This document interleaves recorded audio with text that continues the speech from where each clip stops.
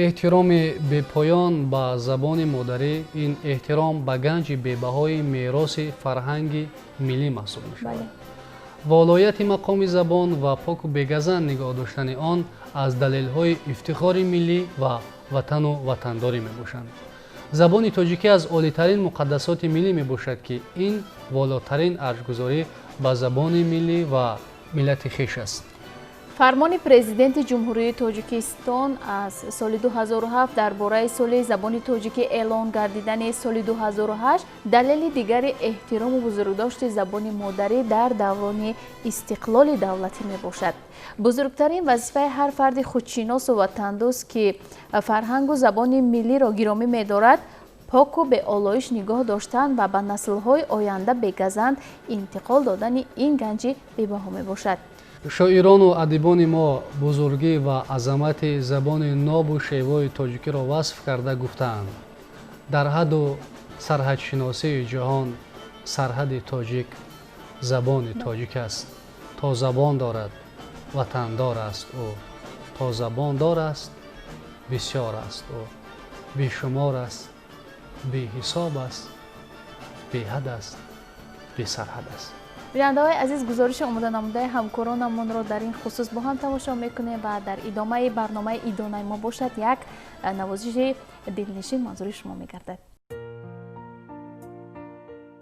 زبان ناب تاجیکی با روانی و موجز بیانیش میان زبانشناسان عالم اعتراف گردیده است. این زبان شیوا، زبان رودکی و جلال‌الدین بلخی، عینی و ترسونزاده، لایق و صدها عارفان و دانشمندان است. پاک و به آلایش نگاه داشتن آن رسالت هر صاحب زبان می باشد. زبان دولتی ما در دوران صاحب استقلالی مملکت مقام خاصه را پیدا کرده است. وضع مرکب و پیچیده جهانی معاصر ما را به اقدام‌های نو در جاده رشد منبعده و هماهنگسازی رشد زبان مادری با روندهای جهانی شوی اطلاعات وادار می‌سازد. ما باید در چنین شرایط سعی و کوشش نماییم تا رسالت زبان مادری خود را حفظ نموده جریان تبلیغ و گسترش و انکشاف آن را تامین نماییم و از آثار بزرگ و گرانبهای علمی، فلسفی، سیاسی، فرهنگی و اجتماعی اهل علم و ادب گذشتگان ما که با این زبان ناب و شیوا به ما میراث گذاشته شده‌اند برای تحکیم بخشیدن پایه‌های تمدنی و فرهنگی دولت صاحب اختیار،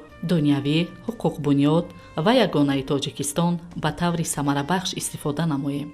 ما همگان خوب می‌دانیم که در جامعه زبان این یک قدرت و توانایی خود را بیش از پیش در آن معین می‌کند که همین هر یک جامعه و هر یک دولت محض سیاست خود، اقتصادیات خود، فرهنگ و ادبیات خود را توسط زبان افاده میکند و پیشرفت و رشد و شکوفایی هر یک دولت توسط زبان روشن و معین می شود. چون استقلال ما را به جهانیان آشنا کرد، پس ما میتونیم بگوییم که استقلالی نصرت آفرین ما که من در عرفه 30 سالگی استقبال آن هستیم، ببینید که آن نه این که تاجیک و تاجیکستانی را بلکه زبان تاجیکی را به جهانیان همچون زبان علاهیده، همچون زبان تاریخاً قدیمه نیز آشنا کرد. فرهنگ ما را، تمدن ما را به جهانیان آشنا کرد. همه گونه دستاوردهای استقلالی کشور ما را محض توسط زبان بیان میکنیم و محض زبان دولتی ما که زبان تاجیکی محسوب می شود امروز در تمام قشر جامعه با نیروی واقعی خود، با توانایی خود افاده می کند و همه گونه پیشرفت جامعه، رشد جامعه توسط زبان با گویم مردم شریف تاجیکستان رسانیده می شود که این در پیشرفت جامعه صاحب استقلال ما و آن را برای نسل های آینده ما رسانیده توانستند کمکی خیلی زیاد می رساند. زبان تاجیکی یکی از زبانهای قدیمه دنیا به حساب رفته تاریخ بزرگ دارد. امروز این زبان مقدس را چون زبان تمدن بشری همگان میشناسند و میخواهند آن را بیاموزند. در حقیقت تازگی زبان، پاک و беолоиш нигоҳ доштан, бегазан нигоҳ доштан ва ба наслҳою ворисони оянда расонидани забон, ин рушду нумую инкишофи он маҳз дар даврони истиқлол ба мушоҳида мерасад, ки мо инро хуб дар соҳаҳои тахассусӣ, дар гӯем илмҳои тиб, кишоварзӣ, техникӣ ва дигар бахшу илмҳои касбу ҳунарҳо, такассусҳои гуногун мо мушоҳида мекунем, ки имрӯз худ ҳамун таҳияи фарҳангномаҳо дар асоси шеваҳои калимасозиву истилоҳсозии забонамон дар такя ба ин гӯем равандҳо таҳия ва мураттаб гардидани луғатномаҳо, фарҳангномаҳои соҳавӣ худ шаҳодат аз он медиҳад, ки мо пайваста кӯшиш ба он мекунем, ки забонамонро дар ҳама риштаҳои қишри ҷомеа рушду инкишоф диҳем ва онро аз унсурҳои бегона ҳифзу ҳимоя намоем. худ зинда кардани ҳар як воҷаву истилоҳ ё муодилҳо аз замони гузашта, аз осори гузаштаи мо барои имрӯз, ин худ як рушду инкишофи забон дар даврони истиқлолӣ мешавад, ки барои ояндагон аз манфиат хеле холӣ нест. мо соҳибзабонон низ вазифадорем, ки дар рушди устувори ин забон саҳмгузор бошем. ҳар як инсон пеш аз оне ки бо забони дигар сухан ронад, қабл аз ҳама бояд донандаи забони модарии хеш бошад.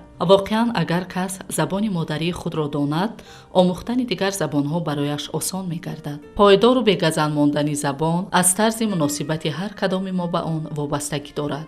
аз ин рӯ ҳифзи забони модарӣ аз олоишҳои бегона вазифаи ҷонии ҳар кадоми мост.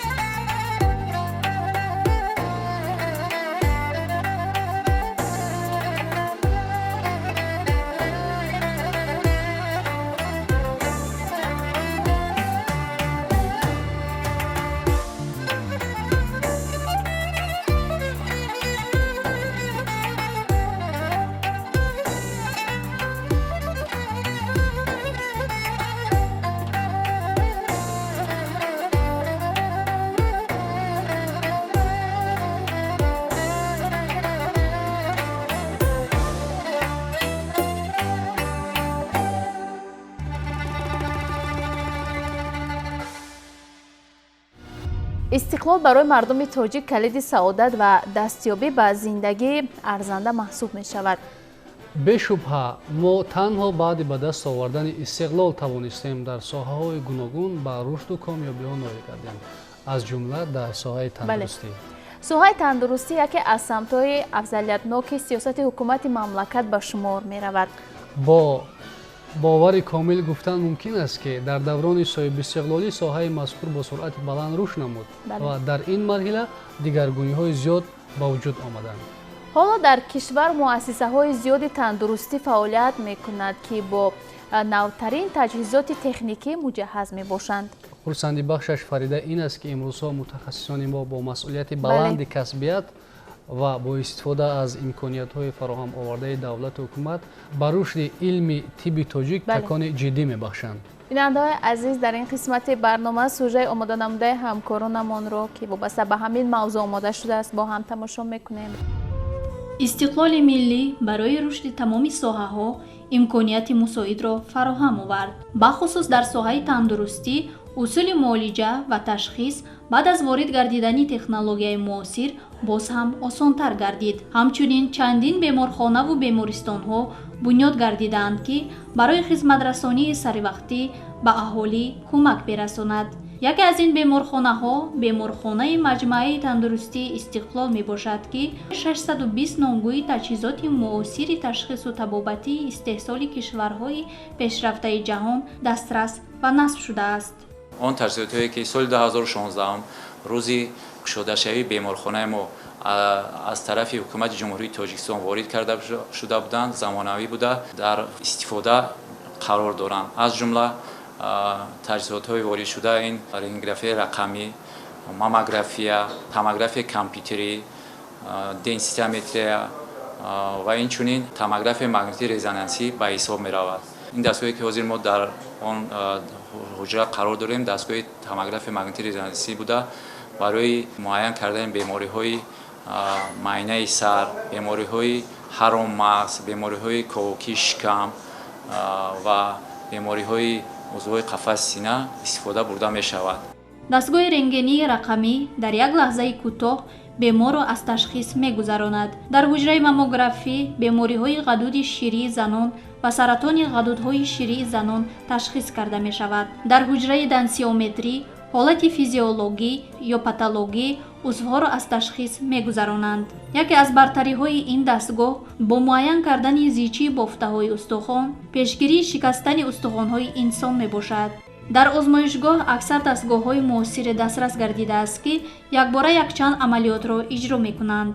масалан дар озмоишгоҳи ташхиси бемориҳои сироятӣ дастгоҳҳои ширкати олмонӣ насб шудааст ки дар як соат 96 амалиётро анҷом медиҳад. заррабин бошад, замонавӣ буда сифати баланди оптикӣ дорад ва маводҳои ташхисшавандаи бемориҳои сироятиро аз 1000 то 2500 дараҷа калон мекунад. аксари дастгоҳҳои барқии тиббӣ дар ин марказ камасраф мебошанд. дар ҳуҷраи шикастабандӣ бошад, дастгоҳе насб шудааст ки дар вақти ҷарроҳӣ беморро аксбардорӣ карда табобат менамояд. барои бемориҳои гӯшу гулӯ ва бинӣ дастгоҳи муосире насб шудааст ки якбора метавонад беморро ташхис, беҳис ва табобат намояд.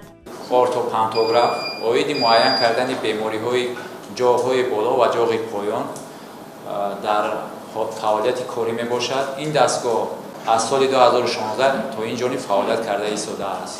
ҳоло бемор барои муайян кардани барои гузоштани симҳои дандон дар зери муоина мебошад. дар дармонгоҳи маҷмӯа тамоми ҷараёни ба қайдгирӣ, ташхис ва табобати бемор ба таври компютерӣ ба системаи ягона ворид карда мешавад.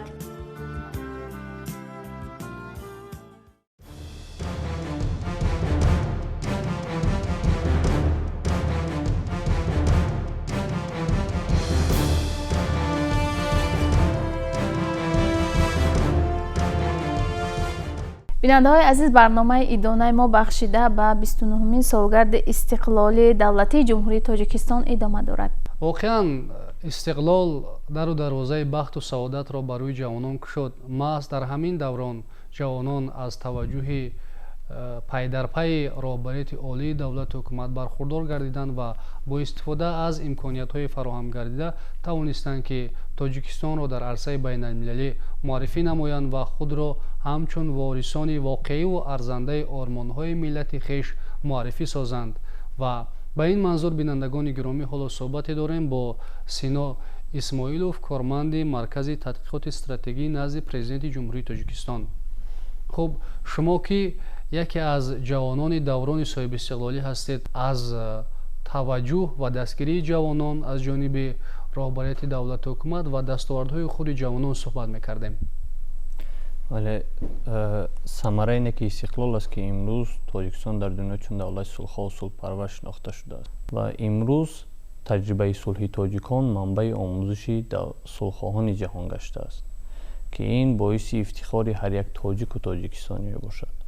вобаста ба ин моро зарур аст ки бо дарки масъулияти баланд ва иродаи қавӣ муттаҳид шуда бо кор ва фаъолияти беғаразона истиқлоли давлатиро муаррифӣ ва ҳифз намоем. ҷумҳурии Тоҷикистон чун давлати демократию дунявӣ баъд аз овардани соҳибистиқлолӣ бо дар назар доштем ки 70% аҳолии мамлакатро ҷавонон ташкил медиҳанд. ҷавонони мо дорои нерӯи тавоно ва иқтидори пешрафтии ҷомеа буда фароҳам овардани шароити мусоид барои онҳо низ ҳамчун яке аз масъалаҳои муҳими сиёсати ҳукумат боқӣ мемонад ва дар баробари ин ҳукумати мамлакат ҳифзи манфиатҳои ҷавононро дар меҳвари сиёсати давлатӣ қарор додааст. қабули як қатор санадҳо вобаста ба сиёсати давлатии ҷавонон ин худ нишонаи мақом ва нақши ҷавонон дар сиёсати давлатӣ мебошад.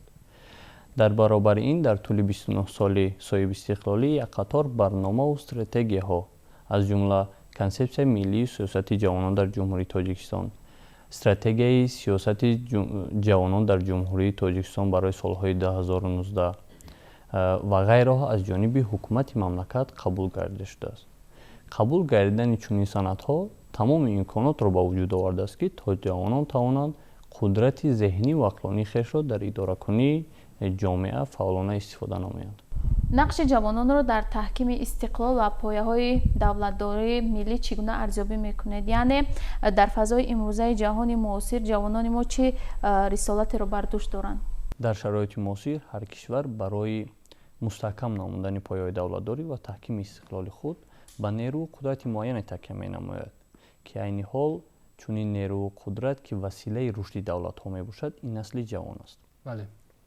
маҳз дар сиёсати давлатҳои ҷаҳон пайваста дастгирӣ ёфтани ҷавонон, такя намудан ба сармояи ақлони онҳо, ҷалб намудан ба корҳои иҷтимоию сиёсӣ, шароити васеъ фароҳам овардан барои инкишофи ҷавонон аз он дарак медиҳад ки нақш ва мақоми ҷавонон дар пешрафти давлат ва ҷомеа бузург мебошад. муҳим будани нақши ҷавонон дар рушди давлат ва таҳкими истиқлол дорои якчанд вижагӣ мебошад. якум, давомдиҳандаи ҳаёти ҳар як давлату миллат ҷавононанд. дуввум, рушди ҳар як давлат аз сармояи инсонӣ, махсусан ҷавонони созанда, алоқамандии бевосита дорад. ва сеюм, ҷавонон нисбат ба дигар қишрҳои ҷомеа дар соҳаи илму инноватсия ва иҷодкорӣ пешсаф мебошанд.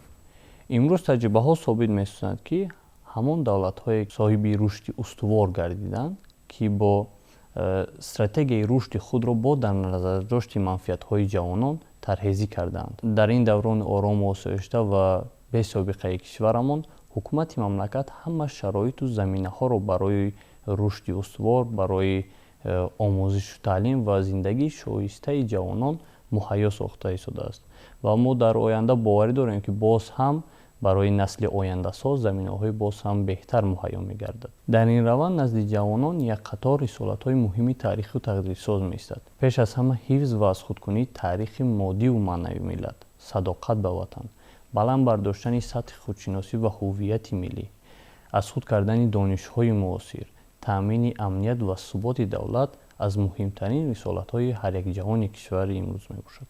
навобаста аз вазъияту ҳолат мо бояд ҳамеша дунболи манфиатҳои миллии худ бошем ва барои гулгулшукуфоии ҷумҳурӣ ҳамеша саҳми арзандаи худро гузорем.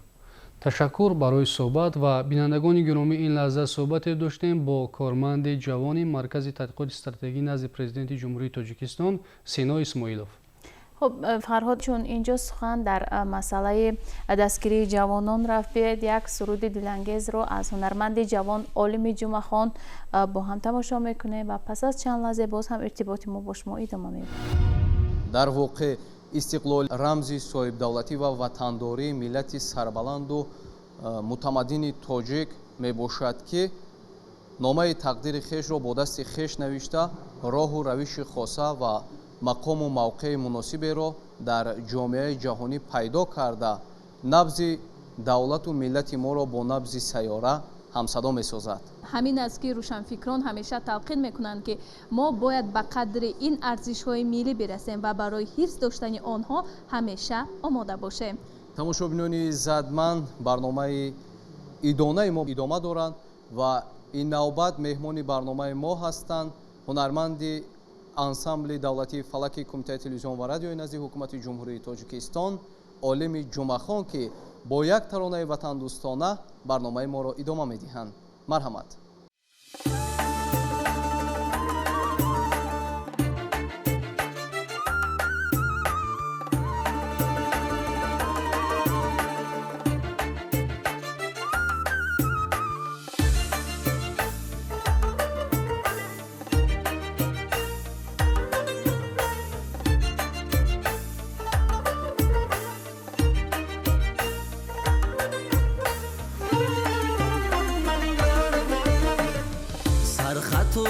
ثروت و سرمایه انسان وطن است،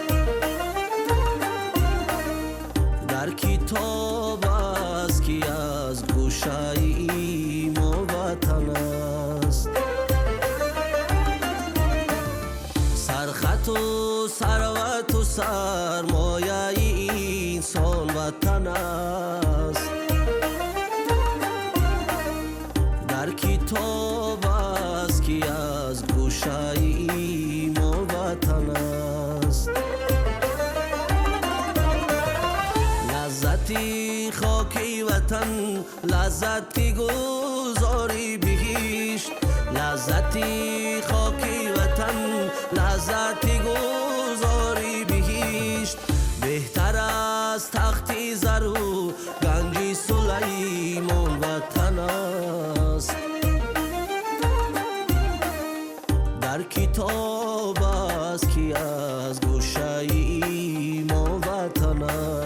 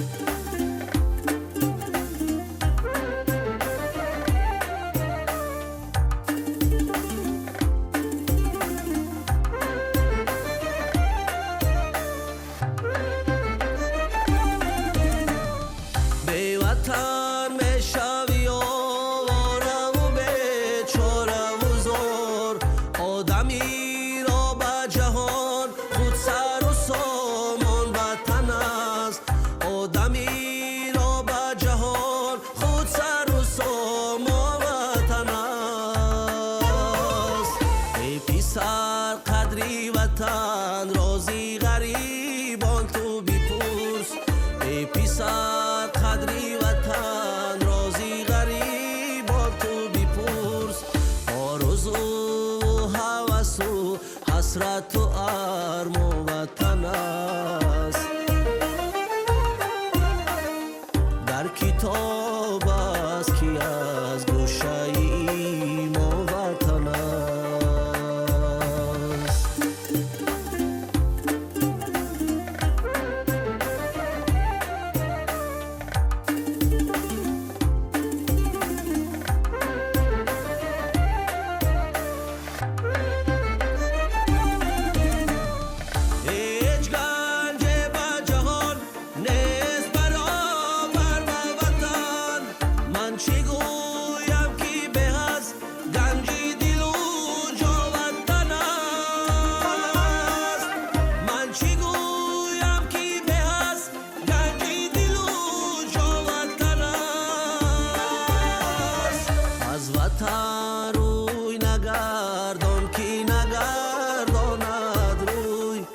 аз ватан рӯй нагардон ки нагардонад рӯй дар хиёбон бувадон ё ки биёбон ватан аст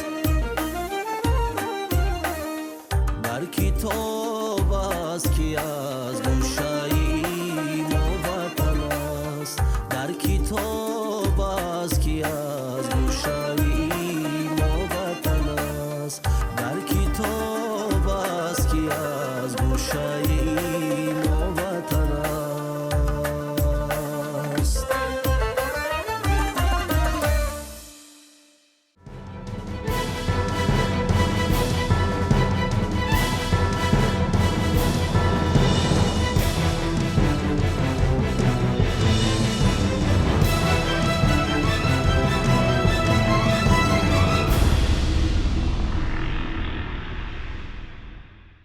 истиқлол барои мардуми тоҷик дари бахту саодатро боз намуд ва туфайли талошҳои пай дар пай дар хонадони ин миллат сулҳу субот пойдор гардид. бо шарофати ин ду неъмати бебаҳо тоҷикон дар соҳаҳои гуногун ба дастовардҳои бесобиқа ноил гардиданд. аз ин рӯ ин ду дастоварди бузурги давлатдорӣ ҳамеша гиромӣ дошта мешаванд. мутаносибан яке аз омилҳое ки дар таҳкими давлат ва ҷомеа нақши муҳим дорад ин соҳаи маориф ва сатҳи саводнокиву ҷиҳонбинии насли ҷавону наврас мебошад. хушбахтона дар сиёсати роҳбарияти олии давлату ҳукумат ин нукта пайваста таъкид мешавад.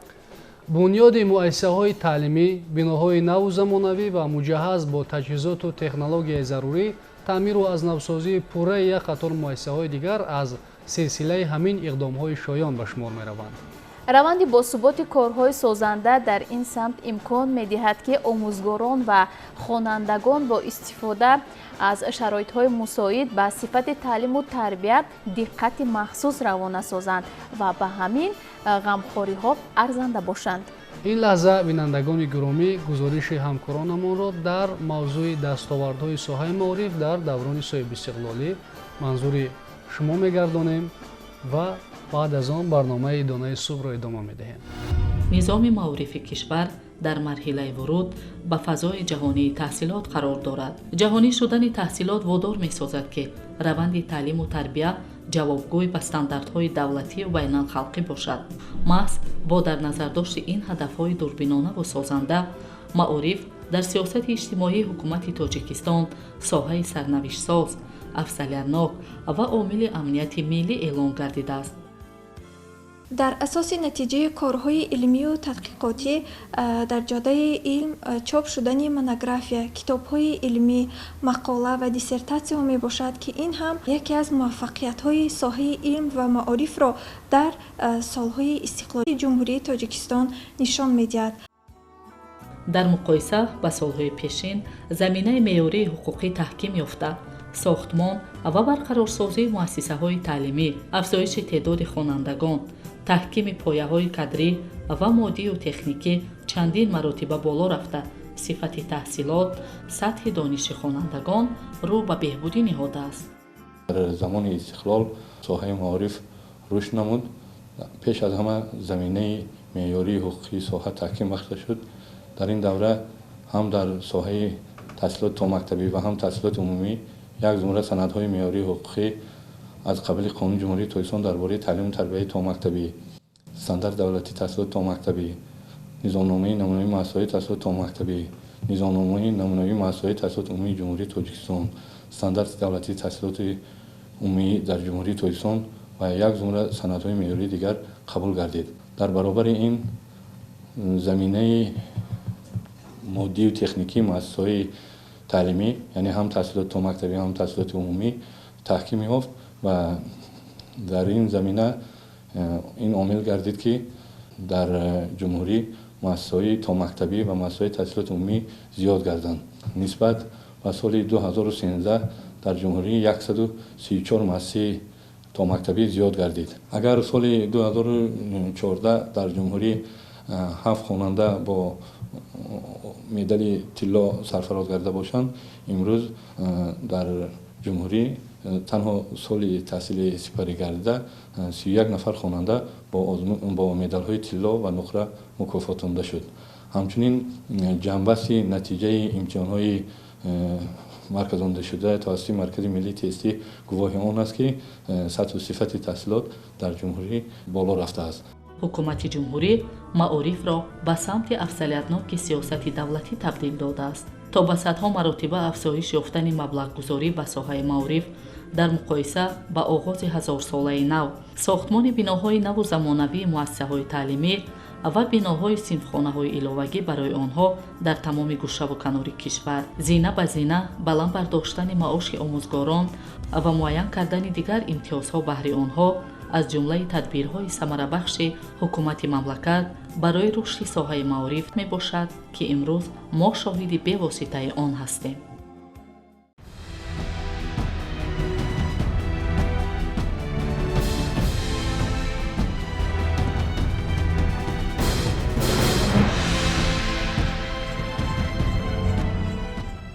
дар ин ҷашни муборак ки аслан ҷашни сарбаландӣ рӯсурхии миллати мо ҳаст, ҷашне аст ки мо дар ақсои ҷаҳон бо овози баланду бурро бо забони модарии худ дар ҷомеаи ҷаҳонӣ дар рӯзгори сиёсат, иқтисодиёт, фарҳанги ҷаҳон саҳми худро мегирем. бо эҳсоси ваҳдати ҳамагонӣ ба ҳамин эҳсоси якдиливу яктанӣ ба ин ҷашн ворид мешавем. ин ҷашнро таҷлил мекунем. ин ҷашне аст ки дар як мавсими бисёр зебо сурат мегирад.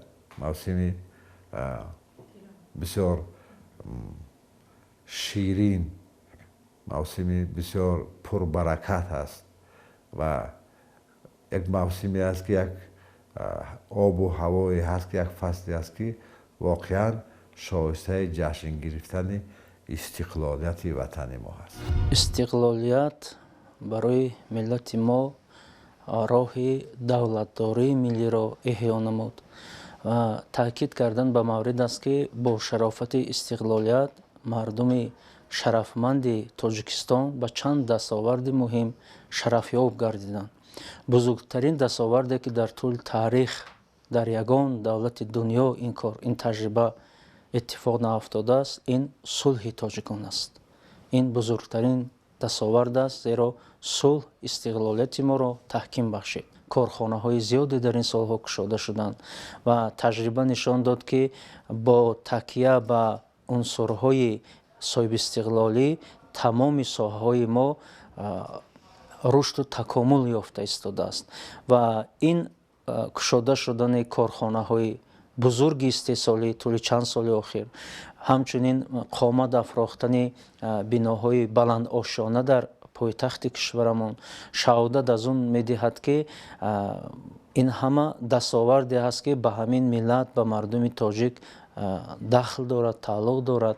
бузургтарин дастоварде ки дар тӯли чанд соли охир мо мушоҳида мекунем, ин таҷрибае ҳаст ки дар кишвари мо масалан хонандагоне ки дорем дар соҳаи маориф дар бузургтарин олимпиадаи ҷаҳонӣ масалан кишварҳои хориҷ иштирок мекунанд, аз он ҷо медалҳои зиёд меоранд ва муаррифгари чеҳраи навини тоҷик